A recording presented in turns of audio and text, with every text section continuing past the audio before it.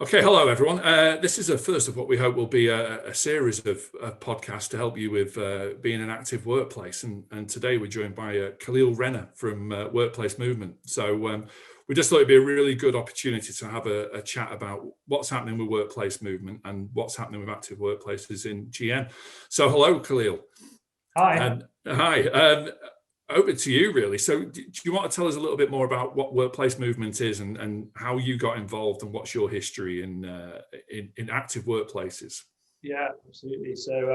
Yes, thanks for having me, John, as your first guest.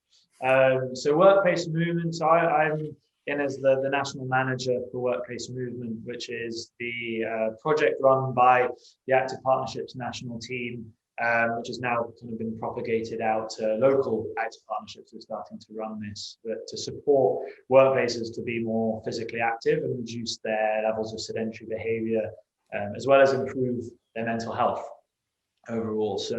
It's an online platform that's been designed over years, and it was meant to actually come out earlier in April in 2020, but then COVID happened, so we've just started launching it at the end of last year in 2020.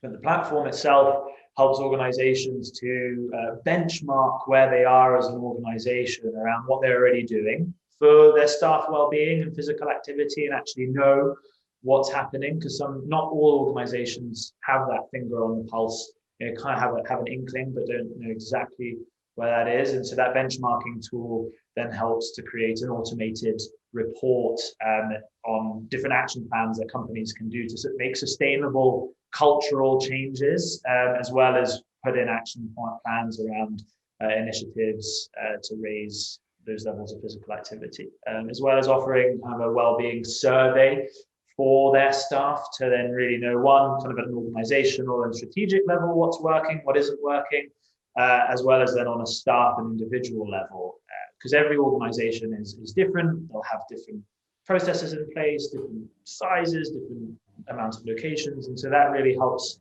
to make a tailored action plan for organizations. So the platform also has a lot of resources, so online, that are tailored to home working, so how you can become more physically active, how to support individual staff, how to, there's a line manager toolkit in there, links to local resources for each active partnerships. I know you'll speak about that maybe a bit later, John, but the Greater Manchester active working toolkit.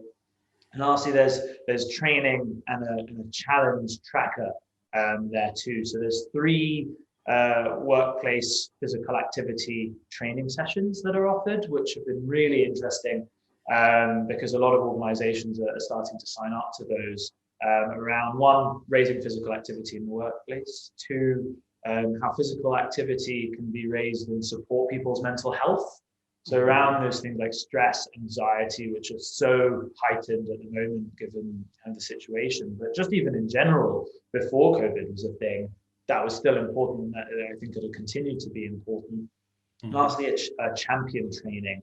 So I know already, John, you guys are running physical activity champion training before, but this is to help kind of keen individuals who have a background or at least a keen interest to support their colleagues and their peers, to create an enabling environment to allow people to do what they need to do, or allow their colleagues and their employees to do what they need to do for their well-being. So not necessarily prescribing, everyone has to go to the gym at lunch, but setting up initiatives, setting up those bespoke trackers and challenges to help them. So that's kind of Workplace Movement. And I know you asked how we got into it. So I'm managing that as part of one of our contracts at Rener Wellbeing. So I run a workplace wellbeing consultancy. So I've been running that for a while, and I was speaking with Matt, who used to run Workplace Movement, to see how we could support the national project. And that was actually through you, John, we got introduced because we were looking at how we could support your active workplace initiatives. But as a kind of workplace consultancy, workplace wellbeing consultancy, we support companies to sustainably improve their employee wellbeing. So making sure that staff are happier, healthier, and more productive.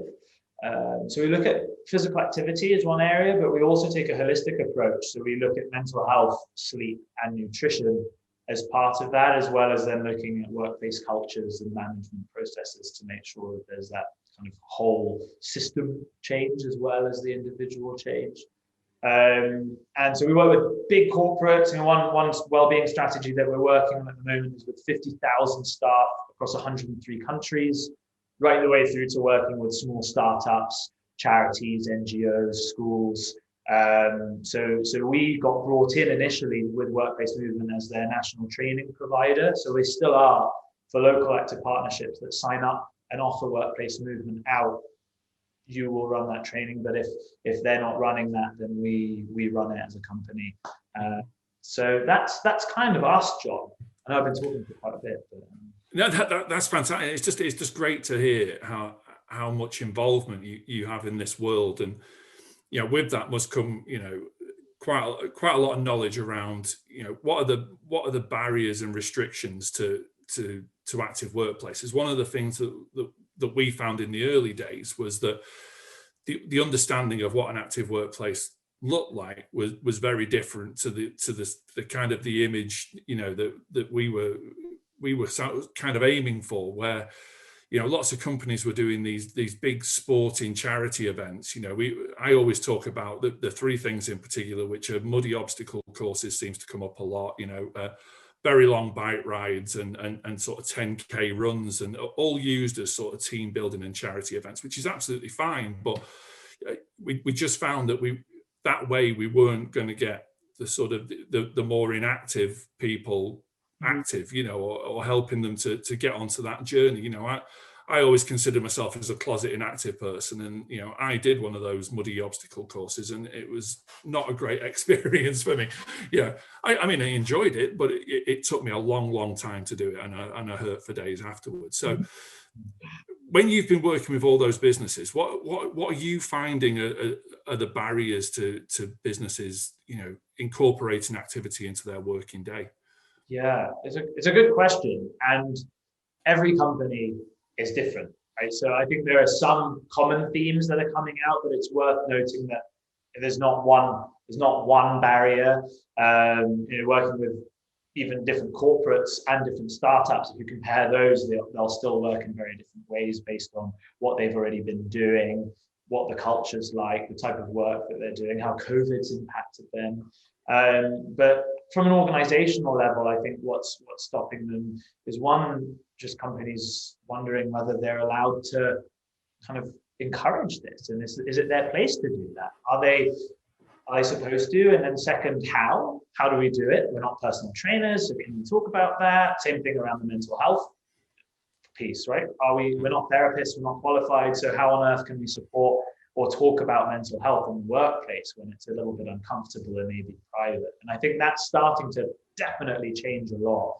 But still, some organizations are going, oh, well-being, we're hearing that's really important now. And it's almost like a moral kind of thing that they have to do. Like being sustainable and green, it's starting to come to that level of if we're not supporting our employees, how do we do that? So how do we do that effectively? I know over the last lockdown, we found that some companies were doing that on an ad hoc basis and getting kind of individuals that were keen to run a workshop or some fun sessions. And now we're getting a lot of companies coming to us going, look, we did that, we had some good traction, but we want to actually do this in a sustained, structured way. So I think that's one barrier. But two is time. People are struggling a lot. And I think that's what that even, I went to Loughborough University, and one of my research was on the barriers and enablers of physical activity for execs that travel frequently. So I think more so in that demographic than anyone is time. But I think when speaking to others, it's always going to be, I don't have time to do this. Work is in the work, or kids, or just life. I don't have the energy. And so working on that to say, hey, well, look, I'm standing right now. This isn't taking me any more time than if I was sat down, or looking at, making 5-10 minute bouts of activity and integrating that into the day, supporting them. So I think that's definitely the two main barriers. And then kind of touching on the fact to overcome that is there are so many work benefits to being more physically active. Not only are you going to have more energy, sleep better, reduce levels of stress and anxiety, but there's so much proof around improved productivity, and even from a financial level, there's a return on investment. There's one study that shows that return on investment can be up to £36 for every £1 invested. I think that's in your GM toolkit. Yeah, absolutely. Yeah. But what about you, John? I don't know if you feel the same working with companies. Yeah, I think you made a really good. I think one of the word I picked out there was permission. And I think it varies from workplace to workplace, I find, and it depends on what type of work you're doing as well. Whether, we work with a couple of call centers, and just finding the time, away from your desk, or as it is now, your desk at home. But the pressures are still there on those guys doing those jobs where they can't step away from the phone. They get a break in the morning, break in the afternoon, and a lunch break. And more often than not, there's a thing there about, do they really want to spend that, that break going for a walk or whatever it is, So that, for me, there has to be one thing we always talk about is the permission from leadership, and the leadership buy-in. And if we get that leadership buy-in, it just makes it so much easier for the employee to feel that they can go and do what they need to do to look after their health and their well-being, and just the importance of those little things. Like at the moment, we thankfully it's starting to get lighter in the morning and lighter in the evening, but we've just come through winter where it was really hard to get out before or after work, and just using the middle of the day as a great way to get out and get some daylight, but also get a little bit of exercise as well. But it's definitely something around culture and getting the permission to go and do something.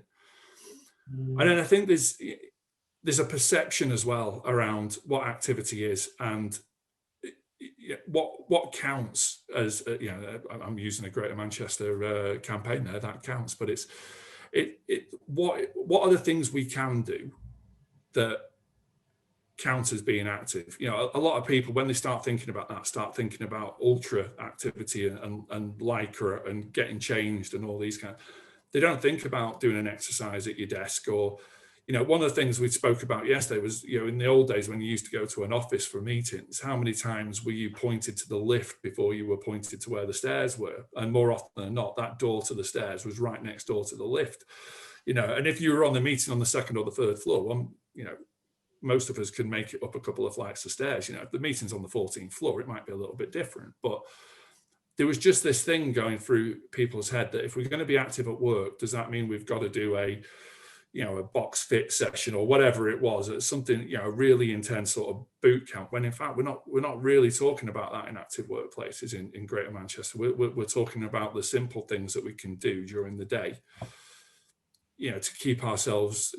I mean, I do it now where you probably just see in the background there the top of my bike seat. In the morning, doing that before work is fantastic, and it sets me up for the day. And then during the day, I try to, whether it's stretch or do a couple of exercises or whatever it is. And it's nothing. It's not. I mean, the bike might be a bit vigorous, but the other stuff is fairly gentle, but does keep me going. And I do like to get out during the day for a walk. But I think it all comes down to permission and the culture of the workplace, and also what the workplace does as their line of business. I think that makes a big difference, and then how we fit activity into those different types of workplaces. I mean, is that something that you're finding, that people's perception of what activity is maybe the more extreme activity rather than the gentler stuff? Totally. I mean, I often share a story, and when we speak about physical activity, because I have a slide into what does physical activity even mean, and it can seem like a bit of a patronizing question sometimes. It's just like, why are you asking us? Professional adults. But I was developing a wellbeing strategy at an accounting firm, and the partner introduced us, right, this is wellbeing. They're going to develop a strategy looking at these 4 areas, and one of them is physical activity. And so, we went through the day, went through the presentation, working with the senior team, and we hadn't kind of spoken to the whole group yet. And as I was about to leave for lunch, one of their staff comes to me, goes, Khalil, do you mind coming here? Yeah, what's going on? He said, are you going to make us go to the gym at lunch?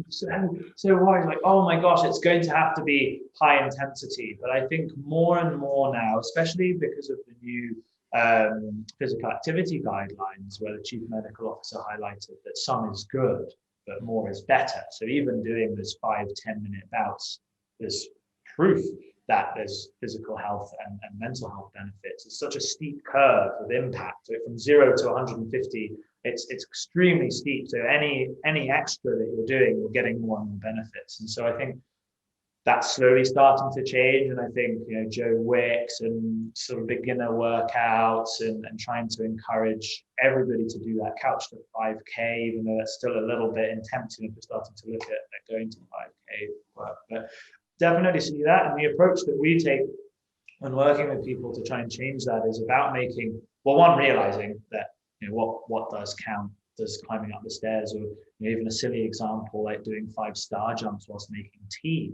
Some people are like, I'm not that keen, but actually we worked with one group of kind of senior leaders, and then caught up with them and said, yeah, every time I make tea now I do star jumps. And it seems a bit silly, but and even small things like that can kickstart and be a catalyst to more. And even if it isn't a catalyst to more, it's still better than 0. And one thing, John, also that you mentioned at the start around getting that senior buy-in. So oftentimes, of course, if there isn't that senior buy-in, we usually won't end up working with that company because they won't bring us in. But there's usually 2 fronts of conversations around that. And I think one is definitely, I want my staff as a senior employer, I want my staff to be happy and healthy. I see the benefit of that. It's clearly needed during this time more than ever. Fantastic. But then there's the other extreme, and of course it's a continuum and a mixture of both of these, is that thing of, well, we're struggling. How much is it going to cost for us to support our staff with this? So firstly, there's a lot of free stuff out there. Your GreaterSport toolkit. There's the Sport England Active Employee Toolkit, which Workplace Movement is mentioned in. And there's actually the business case for well-being and physical activity that Workplace Movement has written up, that's in there. But it's so clear that even if you do start to invest in this, that with that productivity increase, with that engagement increase, happiness increase, comes better work, higher performance, and even improves that financial bottom line. And I know I mentioned that, but sometimes if people are struggling and anyone's on this call right now, I'd say, go to the Sport England Active Employee Toolkit, and kind of on the resource page there is that business case, because that can help to get that senior buy-in to go, okay, it's relevant and it's actually going to help us for work, rather than just being kind of seen as a nice to have or a luxury. It's actually, I think, a necessity for you to be as effective as you can as employees and to feel good, especially, as you mentioned, when it's dark, it's hard to get active, and that usual barriers. I don't have time, I work. There's that classic analogy of, there's 2 people chopping down a tree, and they have 8 hours. One person goes ahead and tries to chop it down with an axe, and the second person, the first person takes 8 hours to chop it down, and the second person sharpens their axe for an hour, 10 minutes in this case, let's say, with physical activity, and chops it down far faster because they're more effective. And so, can you take 5-10 minutes to then take less time after the fact, rather than not taking that 10 minutes and spending much longer to do a task? And there's so many examples like that, I think, which can help people kind of justify that of, I'm taking 10 minutes for myself. Am I allowed to do that? It's the working day. I'm working from home. My employer trusts me. Is this taking, the mickey? So, that's, I think, a message that's really important to drive home. Yeah, and I think that there's something there about, you're saying taking 10 minutes. I mean, at GreaterSport, we're allowed to take 45 minutes a week for our own well-being, and if we want to be physically active in that time, then we can do that. And I know when I mentioned that to some of the workplaces that we work with, you can see their eyes like, oh yeah, we maybe be able to do that as well. And actually, the benefits of doing that far outweigh the fact that someone's away from their desk for 45 minutes, because when they come back, they're more productive and energized and ready to go again. And we're pretty flexible about where you can use that 45 minutes as well. And then you hit on something before around that leadership thing again. And again, in the early days, we found that more often than not, the activity was driven by whatever the boss or the head of HR was interested in. And, we had many stories of, I'll take the bike ride one, for example, where, this organization put on a bike ride to Blackpool or Southport, which is, 60 odd miles away from Manchester, and was quite surprised when there was very little uptake in it, because surprisingly people, a lot of people didn't see the idea of getting into the Lycra and a £10,000 racing bike as appealing to them at the weekend. So it was a bit of a re-education piece there around, well, the important thing we always talk about is talk to your staff about what is it they want to do. What, if you're going to put on activities, include the staff so they feel part of the process. And sometimes that was the bit that missed out. And as soon as that started happening, then walking clubs started springing up, or yoga after work, or whatever it was. So I thought that was really important as well. I know as an active partnership yourself, you've done a lot already around workplace physical activity. What's some of the stuff that you've been doing other than these training sessions? Well, I think it's I think we've been on a bit of a journey, reel. So hats off first of all. I've got to acknowledge Danny Woodworth over at Merseyside Sports Partnership, because a lot of the stuff that we do in Greater Manchester came from Danny and what he was doing in Merseyside. So as far as all that, Danny's my guru as far as all this stuff is concerned. And we did a joint session with Shop Direct over in Liverpool, who had multiple sites across Merseyside and Greater Manchester. And there was so many eye-opening moments in that session about some of the stuff that we could then implement over here in Greater Manchester. And I suppose we'd been on a bit of a fact-finding mission for about 12 months of what did workplaces really need help with, and we were trialing a couple of other things, and we were involved with Workplace Challenge, and we were involved with Workplace Games, and we just found Workplace Games wasn't really working for us. It was kind of as it says on the tin. So we'd run a netball tournament, and 5 or 6 workplaces would enter a team into it, and there were just logistical problems with it, where when we do it, how we do it. If we ran it in the centre of Manchester, that cut out the other 9 boroughs, basically, because it was a Wednesday night at 5:30 or whatever it was, and it was just really difficult for people to get there. So we then sort of spent some time just talking to workplaces and asking that, how can we help you? How can we support you? And that's where ultimately we came up with, and again, with support from Danny, with the Active Workplaces Toolkit, which is now live on our website. And that breaks down, across a few areas. So we've talked about the business case, and there's a section there about getting started. And more recently, we've gone into the world of working from home, as we've all found over the last year. This is a different way of working for the vast majority of us, and in a certain way it's going to be around, no matter what happens with COVID and how soon we get out of this and we all get our vaccinations, people will continue working from home in some way, shape or form. The difference is we'll be able to leave the house and go to an office if we want to, whereas at the minute obviously we don't have that luxury in the most cases. And as part of that, we had our Active Workplace Champion session, and a lot of the stuff that we did was based on sort of old school sports development. So the toolkit itself, there was a lot of stuff in there where I'd be getting really excited when I saw another company sign up for it, and I'd rattle off all these figures about, well, we've got 180 workplaces signed up to it. We've got an employee reach of over 250,000 and all this kind of stuff. And then there was a sort of moment where I just went, well, actually that stuff doesn't really matter, because we're trying to create a movement rather than worrying about how many of those companies are or where they're from and all this kind of stuff. So I would say, and that was one of the real the real reasons for getting involved in workplace movement, was to grow our respected network almost. So, bringing you guys in to help with the workshops and all that. If 180 companies turn around to me and go, we want an Active Workplaces workshop, I'm done for. So, bringing guys in like you to be able to do that is now really important.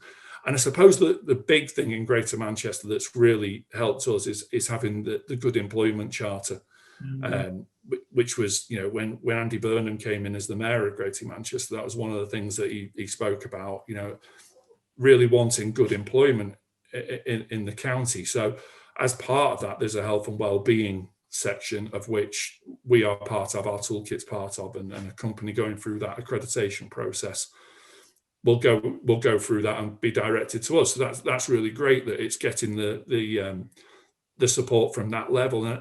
And talking of things like that, the fact that Sport England have just brought out the employee toolkit is really, really important, because it's starting to put the workplaces conversation on a national stage now. And we're really happy with the way things are going in Greater Manchester, but it's now about changing the narrative a little bit about how can we work with, whether it's the local enterprise partnership or again the charter or other organisations that are working with workplaces to spread the word about how we can increase activity into the workplace. And you mentioned it before about developing health and wellbeing plans. And one of the things that we find is that it's the traditional aspect of a health and wellbeing plan, and sometimes physical activity almost gets left behind and isn't seen as that thing that can support mental health and wellbeing. So there'll be a big conversation this year in Greater Manchester about how physical activity is important to a health and wellbeing plan, and how we can support that. And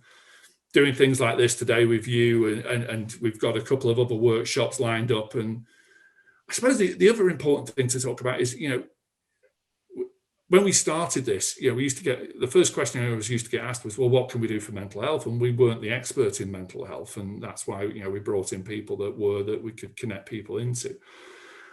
And that sort of, growing that network of people around us is going to be key moving forwards. And that's why having the charter and so on, and you guys, is going to be really important to us.